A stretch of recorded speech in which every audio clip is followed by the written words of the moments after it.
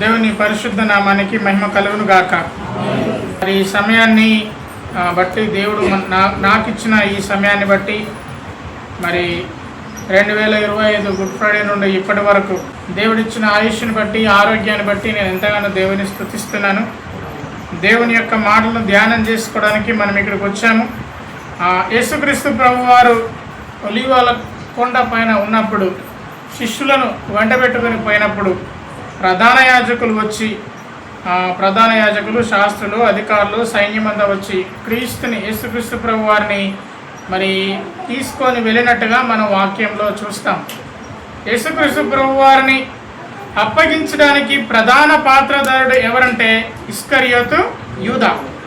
ఇస్కరియోతు యూదాను గురించిన కొన్ని విషయాలు మనం ఈరోజు నేర్చుకోబోతున్నాం. ఇస్కరియోతు యూదా గురించి మనము తెలుసుకోవాలి.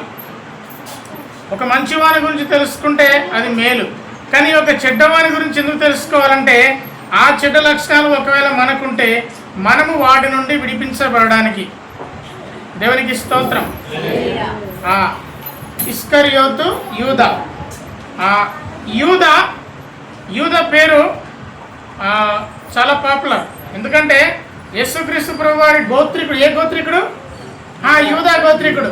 ఆయనను ఏమన్నారంటే, యేసుక్రీస్తు ప్రభువారిని ఏమని పిలుస్తారంటే ఇప్పుడు యూదా గోత్రపు సింహం. అటువంటి మంచి పేరు పెట్టుకున్న యూదా ఎందుకు మరి యేసుక్రీస్తు ప్రభువారిని అప్పగించవలసి వచ్చింది? యేసుక్రీస్తు ప్రభువారిని అప్పగించడానికి యూదా దారి తీసిన పరిస్థితులు ఏంటి? యూదా అనే వ్యక్తి యేసుక్రీస్తు ప్రభువారిని ఎందుకు అప్పగించాడు? అయ్యా వింటున్నారు అందరూ? ఓకే, ఒకసారి యూదాకున్న కొన్ని చెడ్డ లక్షణాలను తెలుసుకొని, ఒకవేళ ఆ చెడ్డ లక్షణాలు కనుక మనం ఉంటే మనల్ని మనం మార్చుకోవాలి. మొదటగా ఇస్కరియోతు యూదా ఒక ట్రెజరర్, ఖజానాదారుడు. యేసుక్రీస్తు ప్రభు వారికి 12 మంది శిష్యులలో వారికి భోజనాన్ని ఏర్పాటు చేయడానికైనా, లేదా వారు ఉండడానికి బస సిద్ధం చేయడానికైనా కొంత డబ్బులు అవసరం ఉన్నప్పుడు ఆ మనీ మెయింటైన్ చేసేవాడు ఇస్కరియోతు యూదా. ఈ ఇస్కరియోతు యూదా మనీ మెయింటెనెన్స్ చేసే వరకు బాగానే ఉంది, కానీ అతనికి మనీని చూసి లవ్ ఎక్కువైపోయింది. లవ్ ఎక్కువైంది. డబ్బు పైన ఇష్టాన్ని మించి అది పిచ్చికి పెరిగిపోయింది. ఆ డబ్బు పిచ్చిలో తను ఏం చేస్తున్నాడో తను ఎరగనంత స్థితికి దిగజారిపోయాడు. ఒకసారి మార్కు సువార్త, మన బైబుల్ తెరుస్తాం. మార్కు సువార్త 14వ అధ్యాయము 10వ వచనం. మార్కు సువార్త 14వ అధ్యాయము 10వ వచనం. మన బైబుల్ తెరవండి. మార్కు సువార్త 14వ అధ్యాయము 10వ వచనం. 12 మందిలో ఒకడు ఇస్కరియోతు యూదా ప్రధాన యాజకుల చేతికి ఆయనను అప్పగింపవలనని వారి యొద్దకు పోగా. ఒకసారి ఇక్కడ మనం ఆగుదాం. 12 మంది శిష్యులలో ఒకడైన ఇస్కరియోతు యూదా ప్రధాన యాజకుల చేతికి యేసుక్రీస్తు ప్రభువారిని అప్పగించడానికి వెళ్తున్నాడు. ఎందుకు వెళ్తున్నాడు?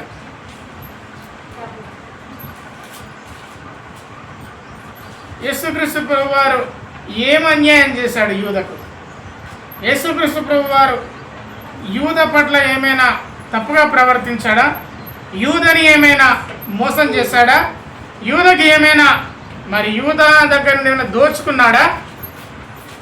యేసుక్రీస్తు ప్రభువాన్ని అప్పగించడానికి యూదా వెళ్ళిపోతున్నాడు. మీరు ఒకసారి గమనించండి. ప్రధాన యాజకులు, అక్కడ ఉన్న శాస్త్రులు లేదా పరిసయ్యులను యేసుక్రీస్తు ప్రభువారు వారిని దునుమాడతాడు. దునుమాడడం అంటే ఒక రకంగా వారి తప్పులను ఎత్తి చూపుతారు. ఓ పరిసయ్యులారా, శాస్త్రులారా, మీరు సున్నం కొట్టిన సమాధులు ఏ విధంగా సున్నం పైకి శృంగారంగా అలంకరించుకొని ఉంటుంది, కానీ లోపల మొత్తం ఎముకలతో కంపుతో ఎలా ఉంటారో మీరు బయటికి మాత్రం చాలా బాగా కనబడతారు, మీ లోపల మొత్తం కంపు మనస్తత్వాలు ఉన్నవి అని వారిని గద్దించినప్పుడు వారికి యేసుక్రీస్తు ప్రభువారిని ఎక్కడ దొరుకుతాడో చంపేద్దామని ఆశపడతారు వారందరూ. అయితే యేసుక్రీస్తు ప్రభువుని చంపాలన్న ఆలోచన ప్రధాన యాజకులకు వారందరికీ ఉంది. ఇది యూదాకు తెలుసు. యూదానే ప్రధాన యాజకుల దగ్గరికి వెళ్తున్నాడు. ప్రధాన యాజకులు ఒకరిని ఎంపిక చేసుకోలేదు. ఎవడైతే వెన్నుపూడు పొడుస్తాడా, ఎవడైతే యేసు ప్రభువుని అప్పగిస్తాడని ప్రధాన యాజకులు వెళ్ళలేదు. యూదానే స్వయంగా వెళ్తున్నారు. 11వ వచనం, వారు విని సంతోషించి, మరి సంతోషంగా ఇంకేముంటుంది చెప్పండి? యేసుక్రీస్తు ప్రభు వారితో తింటున్నాడు.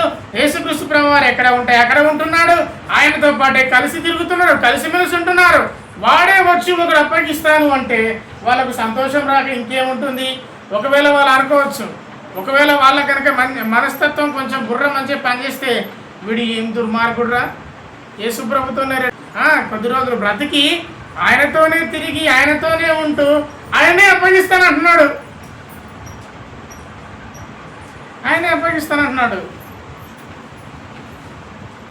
వారు సంతోషించి వానికి ద్రవ్యం ఇస్తామని వాగ్దానము చేసి గనుక వాడు ఆయనను అప్పగించుటకు తగిన సమయము చెప్పండి కనిపెట్టుచుండెను, వెతుకుచుండెను. ఇప్పుడు యూదాకు చెప్తున్నారు, నీకు కొంత డబ్బు ఇస్తాము, నీవు ఆయనను చెప్పండి అప్పగించాలి. ఇప్పుడు యూదా ఎప్పుడు ఆయనను అప్పగిస్తామని ఆయన వెనకాల తిరుగుతూ కనిపెడుతూ ఉన్నాడు. మీ విరోధి అయిన సాతాను గర్జించు సింహం వలె ఎప్పుడు ఎవరిని మృంగుదురా అని మిమ్మల్ని కూడా కనిపెడుతున్నాడు. మనము దొరికామా మింగేస్తాడు. మింగేయడం అంటే ఏంటి? చంపేస్తాడా? చంపడు. మనల్ని అసలే చంపడు. చంపే అధికారం కూడా వానికి లేదు. కానీ మనల్ని, మన కుటుంబాలని, మన ఆత్మీయ జీవితాన్ని సర్వనాశనం చేస్తాడు. అప్పుడు బ్రతుకున్నా చచ్చినట్టే. ఈ యూద తగిన సమయం కొరకు కనిపెడుతున్నాడు. ఒక మాట, యూదాకు 30 వెండి నాణాలకు యేసుక్రీస్తు ప్రభువుని అప్పగిస్తాడు. ఒక డబ్బు పిచ్చేనా ఆయనకు? డబ్బు పిచ్చి వల్లనే యేసుక్రీస్తు ప్రభువుని అప్పగించడానికి వెళ్ళాడా? ఒకసారి ఆ యూద యొక్క జీవితాన్ని పూర్తిగా మనము చూస్తే అది మనకు అర్థమవుతుంది. కేవలం డబ్బు పిచ్చే కాదు, ఇంకా చాలా కారణాలు ఉన్నవి. దేవుని పిల్లలంగా మన ఆత్మీయ జీవితము ఒకవేళ వెనకబడడానికి ఎన్నో కారణాల్లో డబ్బు పిచ్చి కూడా ఒక కారణం. డబ్బు పైన అధికంగా వ్యామోహము, డబ్బు పైన అధికంగా ఆశ, డబ్బు పైన అధికంగా మోహం మనల్ని పాపంలో పడేస్తుంది. పాపం అంటే ఏదో గుర్తు తెలియకుండా చేస్తుంది. డబ్బు అందరికీ అవసరమే, కానీ డబ్బు పిచ్చి అది మనల్ని దిగజారుస్తుంది. డబ్బును బట్టి దిగజారిన వాళ్ళు అనేక మంది వ్యక్తులు మనకు బైబిల్లో కనిపిస్తారు. ఏలియా శిష్యుడు ఎలీషా 7 అద్భుతాలు చేస్తే ఎలీషా 14 చేశాడు. మరి ఏలియా శిష్యుడు ఎలీషా అంత గొప్పగా పరిచయం చేస్తే ఎలీషా శిష్యుడైన గేహాజీ ఇంకెంత గొప్పవాడు కావాలి? ఎలీషా ద్వారా అద్భుతం జరిగినప్పుడు, నయమాన్ అనే వ్యక్తి స్వస్థత పొందినప్పుడు నయమాను అనుకుంటాడు కదా, అరే యోర్దాను నదిలో మునుగమన్నాడు ఎలీషా, మరి ఆయన వల్లనే నేను, ఆ ప్రవక్త వల్లనే నేను బాగయ్యాను అని డబ్బులన్నీ మోసుకొని వస్తాడు. డబ్బులు, బంగారము, ద్రవ్యం ఇవన్నీ మోసుకొని వస్తాడు. మోసుకొని వచ్చినప్పుడు ఎలీషా ఏమన్నాడంటే, ఈ ద్రవ్యం నాకు వద్దు, దేవునికి స్తోత్రం. ఒకవేళ అంత డబ్బు మోసుకొని వస్తే నేనేం చెప్తున్నా నాకు తెలియదు, కానీ ఒకవేళ దేవుడే ప్రత్యక్షమే దేవుని వాక్కు నాకు చెప్పి నువ్వు ఆ డబ్బును ముట్టకు అంటే నేను కూడా ముట్టకూడదు. ఆమెనేనండి, మీరైనా ముట్టకూడదు. అయితే ఎలీషా దానికి ఒప్పుకోలేదు. కానీ ఎలీషాకు శిష్యుడైన గేహాజీ మనసు మాత్రం ఆ డబ్బు పైనే పరిగెత్తుకుంటూ పోయి నయమాను, మరి మా గురువు గారు డబ్బులు ఇవ్వమంటున్నారు. విన్నారా? మా గురువు గారు డబ్బులు ఇవ్వమంటున్నాడు. అదేంటి ఇంతకుముందు డబ్బులు వద్దన్నాడు కదా అంటే ఇప్పుడు మనసు మార్చుకున్నాడు, డబ్బు ఇవ్వమంటున్నాడు అనగానే అయ్యో మరి వారి గురువు గారు మనసు మార్చుకున్నాడని డబ్బులు పంపిస్తాడు. అప్పుడు గేహాజీ దగ్గరికి వచ్చి ఎలీషా అంటాడు, గేహాజీ ఇప్పటివరకు ఎక్కడికి వెళ్ళాం? ఎక్కడికి వెళ్ళలేదు గురుగారు, ఇక్కడనే ఉన్నాను అంటే ఎలీషా అంటాడు, గేహాజీ నీవు డబ్బు కోసం పరిగెడుతున్నప్పుడు నా మనసు నీతో వచ్చిందని తెలుసా నీకు? ఆ డబ్బును ఆశపడ్డావు కాబట్టి ఆ నయమానికి వచ్చిన కుష్ఠరోగం నీకు వచ్చునుగాక అన్నాడు. మరు క్షణమే ఆయనకు కుష్ఠవ్యాధి వచ్చింది. అక్కడి నుండి ఆయన వెళ్ళిపోయాడు. ఎంత గొప్ప ఆత్మీయ తలాంతు, పరిచర్య చేసే గొప్ప పరిస్థితి, ప్రవక్తగా ఉండవలసిన వ్యక్తి డబ్బు పిచ్చితోని, డబ్బు మీద ఆశతోని తన అభిషేకాన్ని కోల్పోయాడు. దేవుని పిల్లలంగా ఒకవేళ నీకు డబ్బు పెట్టి, ఒకవేళ నీకు దేవుని వాక్యం పక్కన పెడితే నువ్వేం కోరుకుంటావు? నాకు డబ్బే కావాలంటావా? ఓకే, డబ్బు నీకు కొంతవరకు సంతోషాన్ని ఇస్తుంది, డబ్బు నీకు కొంతవరకు ఆనందాన్ని ఇస్తుంది, కానీ చివరి దాకా నీకు డబ్బు సంతోషాన్ని ఇవ్వదు. డబ్బు నీకు సంతోషాన్ని ఇవ్వదు. మళ్ళీ చెప్తున్నాను, డబ్బు నీకు సంతోషాన్ని ఇవ్వదు. డబ్బే నీకు సంతోషాన్ని ఇస్తే, డబ్బే నీకు ఆనందాన్ని ఇస్తే ధనవంతులందరూ సంతోషంగా ఉండాలి, కానీ అది జరగట్లేదు.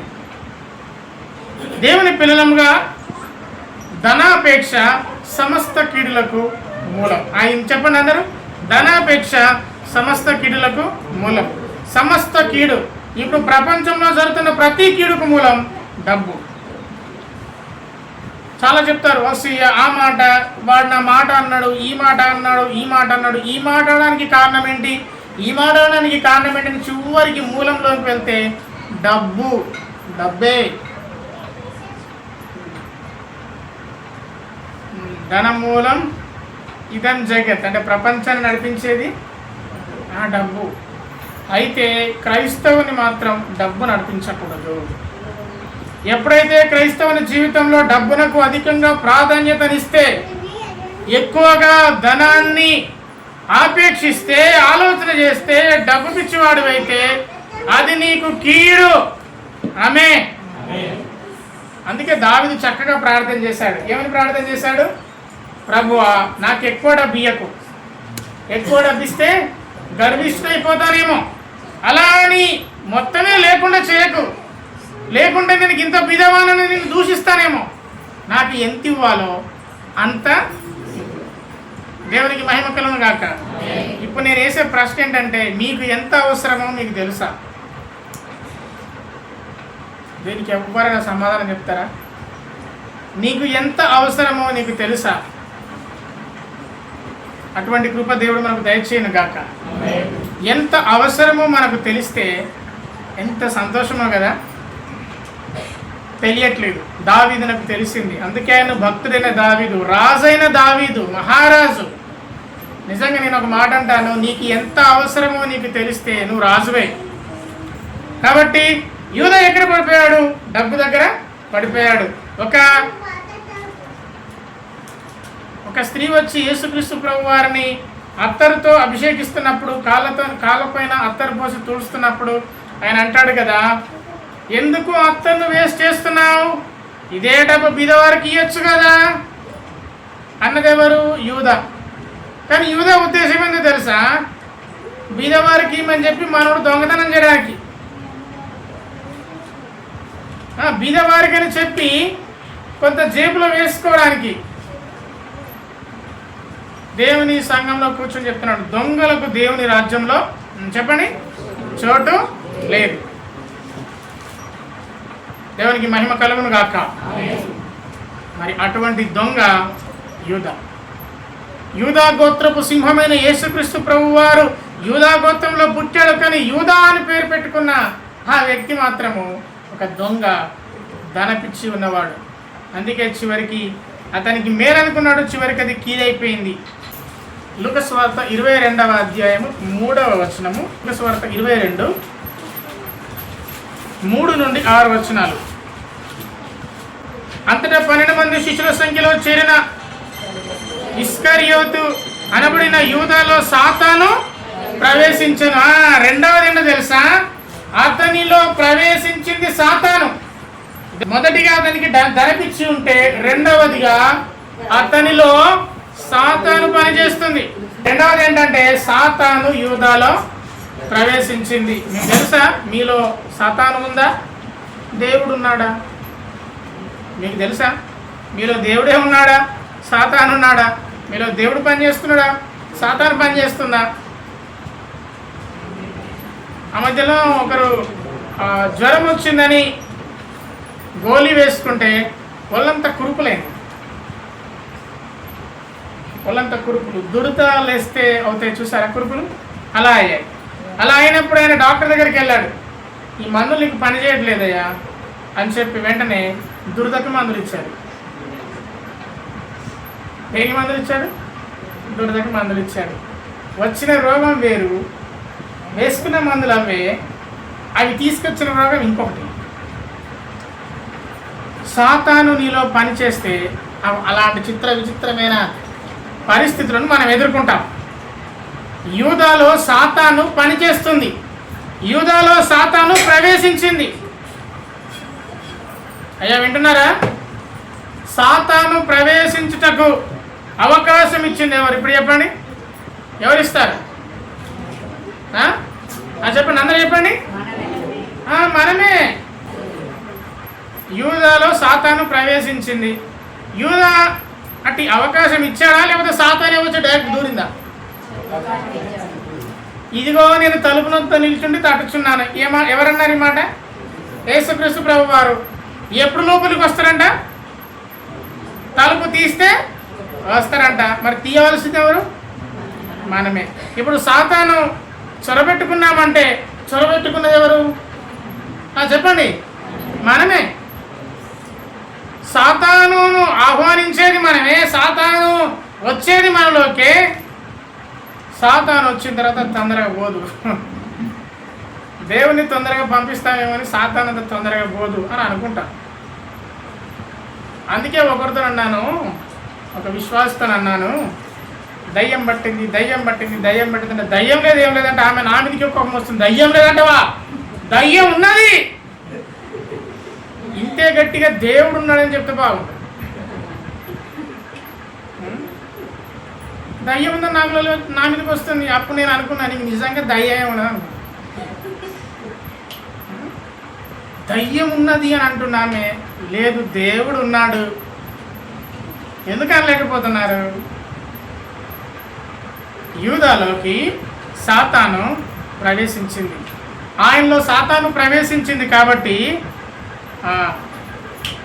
వాడు వెళ్ళాడు. ఆయన వారికి ఎలాగో అప్పగింపవచ్చునో దాని గురించి ప్రధాన యాజకులతో అధిపతులతో మాట్లాడాను. చూడండి, ఎలా అప్పగించాలో ప్లాన్ చేస్తున్నాడు. ఎట్లా ప్లాన్ చేస్తున్నాడు చూడండి. సాతాను ఏ విధంగా ప్రేరేపిస్తుందంటే, యేసుక్రీస్తు ప్రభువాన్ని ఏ విధంగా అప్పగించవచ్చో ప్లాన్ వేసేంత ప్రేరేపిస్తుంది. దేవుని పిల్లలుగా నరహత్య చేసేవాడు నరహత్య చేసేదానికే వస్తాడు, దొంగతనం చేయడానికే వస్తాడు. వచ్చేటప్పుడు వాడు ప్లాన్ చేసి వస్తాడు. అట్లాగే నీ ఆత్మీయ జీవితాన్ని నాశనం చేయడానికి సాతాను ప్లాన్ చేస్తున్నాడు. నీ కుటుంబాన్ని నాశనం చేయడానికి సాతాను ప్లాన్ చేస్తున్నాడు. వాని ప్లాన్ చెడగొట్టే శక్తి దేవుడు మనకు దయచేయను గాక. ఎందుకంటే వాని ప్లాన్కి తగ్గట్టు మనకు ప్లాన్ లేకపోతే మనం వాడి ఉచ్చులో పడిపోతాం. మీకు అప్పుడు ఇప్పుడు చెప్పాను అనుకుంటాను, చాలాసార్లు మీకు చెప్పాను, మీరు వినే ఉంటారు. ఒక పిట్ట ఏం చెప్తుందంటే తన చిన్నపిల్లలతో చెప్తుంది, అరే బిడ్డలారా, మరి మీరందరూ ఈ గూట్లోనే ఉండండి, నేను మీకు భోజనం కొరకు వెళ్తున్నాను. మరి భోజనం కొరకు వెళ్తున్నాను కాబట్టి మీరు బయటికి రాకండి, నేనే వచ్చి మీకు భోజనం తీసుకొస్తాను. ఒకవేళ వేటగాడు వస్తాడు, బియ్యం చల్లుతాడు, మీరేం చేస్తారు? వెళ్తారు. మీరు భోజనం దొరికిందని తినడానికి పోతారు. తినేటప్పుడు వాడు వల వేస్తాడు. వల వేసిన వెంటనే మిమ్మల్ని దొరకబడతాడు. తీసుకొని పోయి తన పుట్టలో వేసుకుంటాడు. ఇంటికి తీసుకెళ్ళి కోసుకొని తింటాడు. అనేసరికి పిల్లలు అన్నారు కదా, అరే మాకు అర్థమైతే లేదు అమ్మగారు అంటే, అరే ఒకసారి మీరు జ్ఞాపకం పెట్టుకోండిరా. వేటగాడు వస్తాడు, వల వేస్తాడు, వేటగాడు వస్తాడు, వడ్లు వేస్తాడు లేదా బియ్యం వేస్తాడు, వల వేస్తాడు, తీసుకొని పోతాడు అనగానే ఈ పిల్లలు అంటున్నారు కదా, వేటగాడు వస్తాడు, బియ్యం వేస్తాడు, వల వేస్తాడు, తీసుకొని పోతాడు. అది ఊకే మార్చి చెప్తున్నాయంట. వింటున్నారా? మార్చి నోడు చెప్తున్నాయంట. ఆకలితో ఉన్న పిల్లలు కదా, ఆకలితో ఉన్న ఆ పక్షులు కదా, వేటగాడు రానే వచ్చాడు. వచ్చిన తర్వాత బియ్యం వేశాడు, వాటి భోజనం వేశాడు. భోజనం వేసిన తర్వాత వీళ్ళకు ఆకలి అయింది కదా, ఈ పిట్టలన్నీ లేకపోతే ఈ పక్షులన్నీ వెళ్ళిపోతున్నాడే, వెళ్ళిపోతా అంటాడంట. వేటగాడు వస్తాడు, బియ్యం వేస్తాడు, ఆ తర్వాత వల వేస్తాడు అని అనుకుంటూనే పోయి అవి ఆ భోజన పదార్థం తింటుంటే వేటగాడు రానే వచ్చాడు, వలేసాడు. వలేస్తుంటే కూడా ఉంటున్నాయంట. ఏమంటున్నాయి? వేటగాడు వస్తాడు, బియ్యం వేస్తాడు, వలేస్తాడు, వేసుకొని పోతాడు.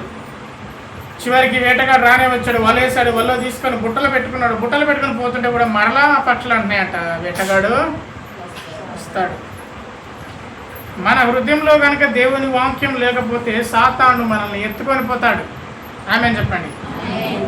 దేవుడి నుండి మన సహాయం పొందాలంటే హృదయంలో వాక్యము ఉండాలి. అటువంటి వారు మాత్రమే సాతాను యొక్క క్రియలను చెప్పండి జయిస్తారు. ఎవరైతే సాతాను క్రియలను జయించారో కుటుంబంలో నెమ్మది ఉండదు, ఫ్యామిలీ లైఫ్ బాగుండదు, ఉద్యోగం చేసిన సంతృప్తి ఉండదు. దావీదు వలె మనం అసలే అనుకోం, ఏం చేసినా సరిపోతలేదు. ఏమో అంటారు కదా, ఏం చేసినా సరిపోకపోతే జేబులో వేస్తే రంధ్రం పడుతుంది, దాన్ని అంటారు. మీరైతే బాగా చెప్తారు. చెప్పండి, సంపాదించే డబ్బంతా రంధ్రంలోకి పోతున్నాయని గుర్తుకొస్తలేదా? బాగా డబ్బు సంపాదిస్తున్నారు, మీ జేబులో వేసుకున్నారు, కానీ మీ జేబుకు రంధ్రం ఉంది, ఏమవుతుంది? అటువంటి సాతాను యూదాలో ప్రవేశించింది. మరి ఎప్పుడు ప్రవేశించిందో ఒక సందర్భాన్ని చూసి ఇక ముగిస్తాను. యోహాను సువార్త 13వ అధ్యాయము 27వ వచనం. యోహాను సువార్త 13వ అధ్యాయము 27వ వచనం. వాడు ఆ ముక్క పుచ్చుకొనగానే సాతాను వానిలో ప్రవేశించారు. ఏంటిదా ముక్క? ప్రభురాత్రి భోజనం. మనము ప్రభురాత్రి భోజనాన్ని చాలా పవిత్రంగా చూస్తాం. ప్రభు అయిన యేసు తాను అప్పగింపబడిన రాత్రి ఒక రొట్టెను ఎత్తుకొని కృతజ్ఞతాస్తుతులు చెల్లించి, ఇది నా కొరకైనా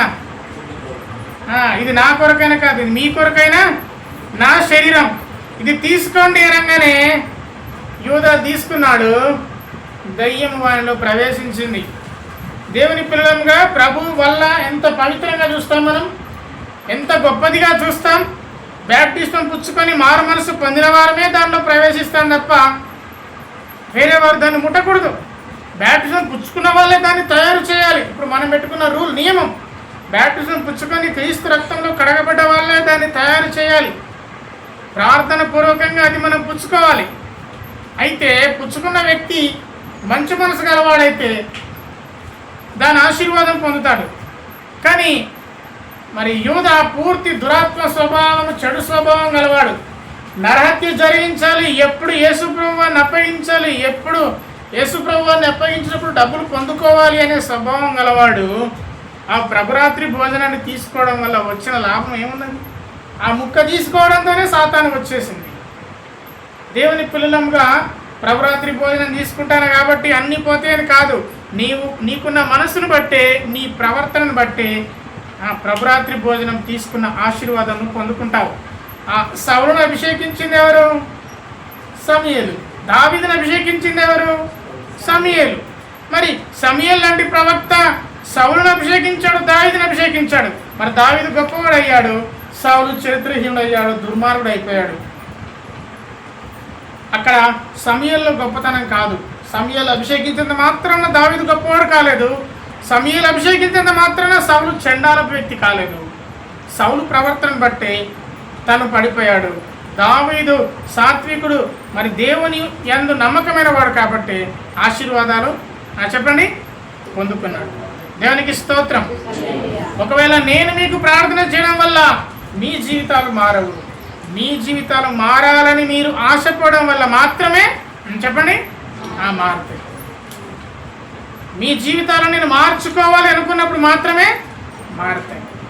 ఒకరితో చెప్పాను, నాకు బాగా ఇబ్బందికరంగా ఉంది, నేను చదవలేకపోతున్నానంటే 5 గంటలకే లేచి చదువు అని చెప్పాను.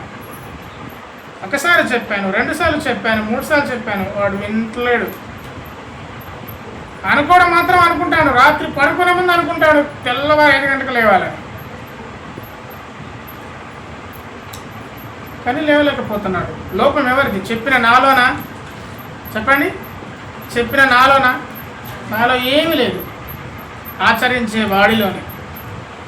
దేవుని పిల్లలంగా సాతాను ఏ విధంగా పనిచేసింది చూసారా? ప్రభురాత్రి భోజనం తీసుకొచ్చినప్పుడు, ప్రభురాత్రి భోజనం స్వీకరించినప్పుడు దయ్యం పడటం ఏంది? సాతాను లోపల ప్రవేశించలేంది? ఒకవేళ మన ప్రవర్తన కనుక దేవునికి అనుకూలంగా లేకపోతే మన హృదయం సాతానునకు ఇల్లు అయిపోతుంది. నువ్వు చర్చిలో ఉన్నా, నువ్వు బయట ఉన్నా, దేవుని బిడ్డల మధ్యలో ఉన్నా, నిన్ను ఎవ్వడు కాపాడలేడు. నిన్ను నువ్వు కాపాడుకోవాల్సింది నీవే. సాతాను నుండి, అపవాది క్రియల నుండి, ధనపిచ్చి నుండి నిన్ను నువ్వే కాపాడుకోవాలి. దేవుడి కృప నీకు దయచేయను గాక, నాకు దయచేయను గాక. ఇక చివరగా యూదా ఏ విధంగా యేసుక్రీస్తు ప్రభువుని అప్పగించాడు అందరికీ తెలుసు. ఏం చేసి రాత్రిపూట మరి ఒలివల కొండ పైన ఉన్నప్పుడు యూదా అన్నాడంట, నేను యేసుక్రీస్తు ప్రభు వారి దగ్గరికి వెళ్ళి ముద్దు పెట్టుకుంటాను. ఆ ముద్దు పెట్టుకున్న వాడెవడు? ఆయనే యేసుక్రీస్తు ప్రభు వారు. మీ పిల్లల్ని మీరు ముద్దు పెట్టుకుంటారు కదా, ఎందుకు? ప్రేమతో కదా. మరి యూదా ఎందుకు ముద్దు పెట్టుకున్నాడు? పగవాడు లెక్కలేనన్ని ముద్దులు పెట్టును. చెప్పండి, పగవాడు లెక్కలేనన్ని ముద్దులు పెట్టును. వాడు ముద్దు పెట్టాలంటే మీద వాడి ముద్దు పెట్టాల్సి అది కాదు, ముద్దు కలిగించే మాటలు మాట్లాడను. వాడి ముద్దు మాటలకు పడిపోతే నేను ఎవడు కాపాడలేడు. ఓర్ప ముద్దు పెట్టింది అత్తమ్మని. మోయాబు దేశంలో నుండి నయోమి నేను ఇశ్రాయేలు దేశంలోకి వెళ్తాను అన్నప్పుడు ఓర్ప రూతు వారిద్దరు కోడళ్ళారా మీరు వెళ్ళిపోండి, మీకు పిల్లలు లేరు, మీకు భర్త లేరు, నా దగ్గర ఉండడానికి ఏమీ లేదు, నాకు భర్త లేడు, మీకు భర్త లేడు, మీరు వెళ్ళిపోయి మరలా పెళ్లి చేసుకునండి, మీరు సంతోషంగా మీ భర్తతో సంతోషంగా ఉండండి అనగానే ఓర్ప బాగా ఏడ్చి అత్తమ్మ మీద పడి, అత్తమ్మ అంటే నయోమి మీద పడి ముద్దు పెట్టుకుంది. అది ప్రేమతో కూడింది. యోధా కూడా ముద్దు పెట్టుకున్నాడు, అది పగతో కూడింది. పగవాడు లెక్కలేనన్ని ముద్దులు పెడతాడు. కాబట్టి మరి ముద్దు మాటలు మాట్లాడేవాడు నీ మేలు కోరేవాడు అని కూడా నువ్వు అనుకోకు. ఎందుకంటే దేవుని వాక్యం ఏం చెప్తుంది కదా, పగవాడు లెక్కలేనని ముద్దులు పెట్టిన. కాబట్టి లేఖనాల నెరవేర్పును బట్టే యేసుక్రీస్తు ప్రభువు వారు అప్పగించబడ్డాడు. కీర్తనలు 69:25 అది చూస్తే కనుక మనకు అర్థమైపోతుంది. అపోస్తల కార్యము మొదటి అధ్యాయము 15వ వచనం నుండి 19వ వచనం వరకు చూడండి. ఆ కాలమందు ఇంచుమించు 125 మంది సహోదరులప్పుడు పేతురు వారి మధ్య నిలిచి అన్నాడు, సహోదరులారా, యేసును పట్టుకున్న వారికి త్రోవ చూపిన యూదాను గురించి పరిశుద్ధాత్మ దేవుడు దావీదు ద్వారా పూర్వం పలికిన లేఖనం నెరవేరవలసి ఉండను. అతను మనలో ఒకటిగా ఎంచబడి పరిచర్యలో పాలు పొందను. ఈ యూదా ద్రోహం వల్ల సంపాదించిన రూకల్నిచ్చి ఒక పొలం కొన్నాడు. అతడు తలగిందులుగా పడి నడిమికి బద్దయినందున అతని పేగులన్నీ బయటికి వచ్చి చచ్చిపోయాడు. కాబట్టి పాపపు సొమ్ముతోని నువ్వేదో ఆ గొప్పతనంగా అనుకోవచ్చు, ఆ గొప్పగా ఎంచుకోవచ్చు డబ్బు ఉందని, కానీ ఆ డబ్బు ద్వారా నీకు ఎటువంటి ప్రయోజనము ఉండదు. చివరికి యేసుక్రీస్తు ప్రభువుని సిలువేస్తున్నప్పుడు అప్పుడు యూదాకు పశ్చాత్తాపం వచ్చింది. అయ్యో, నిరపరాధి రక్తాన్ని నేను ఈ విధంగా చేస్తున్నానే, ఈ డబ్బొద్దు అని విసిరేశాడు. అప్పుడు వాళ్ళు అన్నారు, ఈ డబ్బులు నీవే ఉంచుకో. వెంటనే యూదా వెళ్ళాడు, ఉరి పెట్టుకొని చనిపోయాడు, ఆత్మహత్య చేసుకున్నాడు. ఆత్మహత్య కూడా పాపం, చివరికి పాపంలోనే చనిపోయాడు. వీటి నుంచి మనం నేర్చుకోవాల్సిన సంగతులు ఏంటి? ధనపిచ్చి, యూదాకున్న ఆ బంగారం పిచ్చి, డబ్బు పిచ్చి, బంగారం పిచ్చి కదా డబ్బు పిచ్చి యేసుక్రీస్తు ప్రభువుని అప్పగించేలా చేసింది. ఆయనకున్న హృదయంలో ఉన్న పాపం, ఆయన ఆలోచన ధోరణి, ధనం పైన ఆసక్తి ఎక్కువగా ఉంచి అతన్ని విషయం అర్థం చేసుకోకుండా చేసింది. అతని హృదయంలో సాతానుకు చోటిచ్చి ప్రభు వల్ల తీసుకున్నప్పుడే సాతాను వచ్చి అతన్ని ప్రవేశించిందంటే అతని హృదయం అంతా కూడా సాతాను ఆలోచనతో నిండిపోయి చివరికి యేసుక్రీస్తు ప్రభువుని అప్పగించాడు. చివరికి తను యేసుక్రీస్తు ప్రభువుని ఎందుకు అప్పగిస్తాడు? ఒకవేళ అప్పగిస్తే వాళ్ళు ఏం చేస్తారు? యేసుక్రీస్తు ప్రభువుని ఒకవేళ యూదులకు లేదా ప్రధాన యాజకులకు అప్పగిస్తే ఏం చేస్తారు? దండేసి సన్మానం చేస్తారా? అప్పగించే ముందు నాకు తెలియదా? తెలుసు, కానీ అది గ్రహించలేని స్థితికి వెళ్ళిపోయాడు. ఆ విధంగా సాతాను ఆ విధంగా అతన్ని ప్రేరేపించాడు. చివరికి యేసుక్రీస్తు ప్రభువారు చనిపోవడానికి కారకుడయ్యాడు. చివరికి ఉరిపెట్టుకొని చనిపోయి ఆ తర్వాత ఆయన 30 వెండి నాణాలతో మరొకడెవడో పొలం కొంటే వాడి పేగులు కూడా బద్దలైపోయి వాడు చచ్చిపోయాడు. దేవుని పిల్లలంగా ఈ మాటలు మనం ఆలోచించి మనల్ని మనం మార్చుకునే వారంగా, దేవుని సహాయం కోరే వారంగా మనం ఉండాలి. దేవుడి అట్టి కృప మనకు దయచేయును గాక. అందరూ మనకై యేసు మరణించే, మన పాపముల కొరకే నిత్య జీవమునిచ్చుటకే సత్యుండు సజీవుడాయే, నిత్య జీవమునిచ్చుటకే సత్యుండు సజీవుడా